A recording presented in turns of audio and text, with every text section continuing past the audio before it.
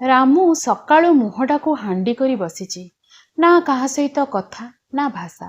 ଏକା ଜିଦ୍ ସ୍କୁଲ ଯିବନି। ମା ବୁଝେଇ ଥକିଲେଣି। ବୁଦ୍ଧି ହଜିଗଲାଣି। ଜିଦ୍ ଅରକ୍ଷିତ ସଙ୍ଗେ ଖେଳିବ।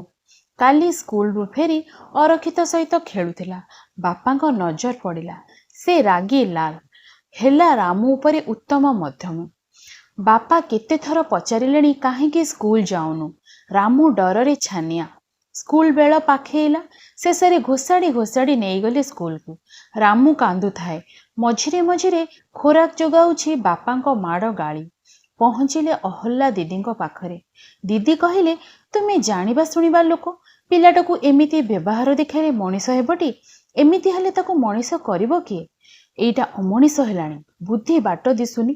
ମୋତେ ରକ୍ଷା କରନ୍ତୁ। ତାକୁ ମଣିଷ କରାନ୍ତୁ। ଆମରି ବସ୍ତିର ପିଲା ଅରକ୍ଷିତ।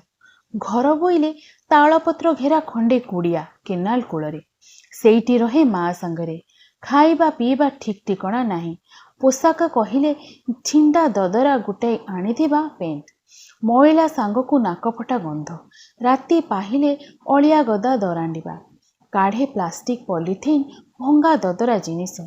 ଖାଇବା ଜିନିଷ ପାଇଲେ ପକେଟରେ ପୁରାଏ। ସେଠି କୁକୁରଙ୍କ ଭିଡ଼। ଥରେ ଦିଥର କାମୁଡ଼ା ଖାଇଲାଣି। ଯାହା ପାଏ କବାଡ଼ିବାଲାକୁ ଦିଏ। ଦି ପଇସା ଆଣେ। ଚେନାଚୁର ଚକଲେଟ୍ କିଣେ। ମା ତାର ଏଘର ସେଘର ବୁଲି ବାସନ ମାଜେ। ଝାଡ଼ୁ ଲଗାଏ। ଲୋକେ ତାକୁ ଦେଖି ନାକ ଟେକନ୍ତି। ଘର ଭିତରକୁ ପୁରାନ୍ତି ନାହିଁ। କେବେ କେହି ଅରକ୍ଷିତର ବାପା ନାଁ ପଚାରିଲେ ମୁହଁ ତଳକୁ କରି ରହେ, ଲୁହ ଗଡ଼ାଏ। ସେଇ ପିଲା ସାଙ୍ଗେ ସାଙ୍ଗ। ବାରମ୍ବାର ମନା କଲେ ମାନୁନି। କାଲିକା କଥା। ଅଫିସରୁ ଫେରିଲା ବେଳେ ଆଖି ପଡ଼ିଲା।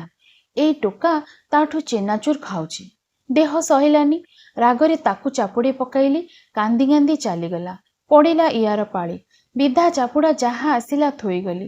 ତୁମେ କୁହ ଦିଦି, କ'ଣ ଆଉ କରିଥାନ୍ତି? ସହିପାରୁନି। କହୁ କହୁ ଆଖିରୁ ଲୁହ ବାହାରି ଆସିଲା। ରାମୁ ଅରକ୍ଷିତର ସାଙ୍ଗ ହେଲା କେମିତି? ବେଶୀ ଦିନ ହେଇନି। ଆମ ଘର କେନାଲଠୁ ଅଳ୍ପ ଦୂର। ଦିନେ ରାମୁ ପିଲାଙ୍କ ସଙ୍ଗେ ଖେଳୁ ଖେଳୁ କେନାଲରୁ ଗୋଡ଼ ଖସିଗଲା। ସେ ଯାଇ ପାଣିରେ। ସାଙ୍ଗ ପିଲେ ଭାସିଗଲା ଭାସିଗଲା କହି ପାଟି କଲେ। ଟୋକାଟା କୋଉଠି ଥିଲା ଦୌଡ଼ି ଆସି ପାଣିକୁ କୁଦା ମାରି ଡେଇଁ ପଡ଼ିଲା। ଯୋଗକୁ ରାମୁର ହାତ ତା ହାତରେ। ଆର ହାତରେ କୂଳରେ ଥିବା ଅମରିଲତାକୁ ଭିଡ଼ି ଧଇଲା। ପିଲାଙ୍କ ପାଟି ଶୁଣି ଲୋକେ ରୁଣ୍ଡ ହୋଇଗଲେ।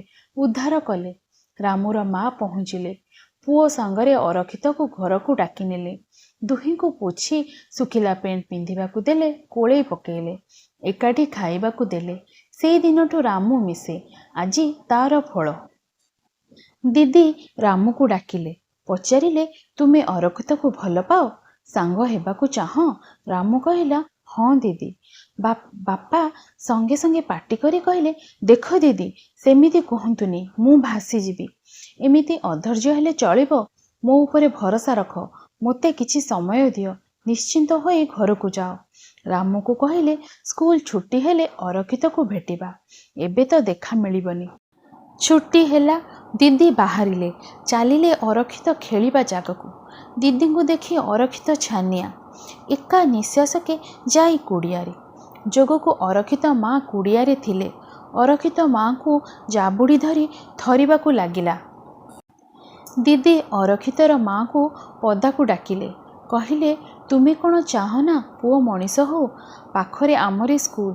ସ୍କୁଲରେ ବହି ସିଲଟ ଖାଇବାକୁ ମିଳେ। ଦରକାର ହେଲେ ପୋଷାକ। ମୁଁ ଅଭାବ ଅସୁବିଧା ଦେଖିବି। ତୁମେ କାଲି ସ୍କୁଲକୁ ନେଇଯିବ। ଛିଣ୍ଡା ଅସନା ପେଣ୍ଟ କୁରୁଡ଼ା। ଛୁଆମାନେ ପାଖରେ ବସିବାକୁ ଦେବେ ତ? ମୋ ପାଖରେ ବସିବ? ରାମୁ କହିଲା। ତହିଁ ଆର ଦିନ ମା ଅରକ୍ଷିତକୁ ଧରି ହାଜର। ଏବେ ଉଠିଲା ନାଁ ଲେଖା। ଅରକ୍ଷିତର ବାପର ନାଁ ପଚାରିବାରୁ ତାର ମା ଅସହାୟ ଶିଶୁ ପରି କାନ୍ଦି ଉଠିଲେ। ବାପା ନାଁ ଦୂରେ ଥାଉ, ନିଜ ନାଁ କହିବାକୁ ପ୍ରସ୍ତୁତ ନୁହେଁ। ସେ ଚାହେଁ ତାର ନାଁ ନେଇ ଅରକ୍ଷିତ ଦୁନିଆରେ ପରିଚୟ ନ ପାଉ। ସବୁ ଦେଖି ଦିଦି କହିଲେ, ହଉ ହେଲା, ଅରକ୍ଷିତ ମୋରି ପୁଅ। ମୋ ଗପଟି ତ ସରିଲା। ରହୁଛି। ଧନ୍ୟବାଦ।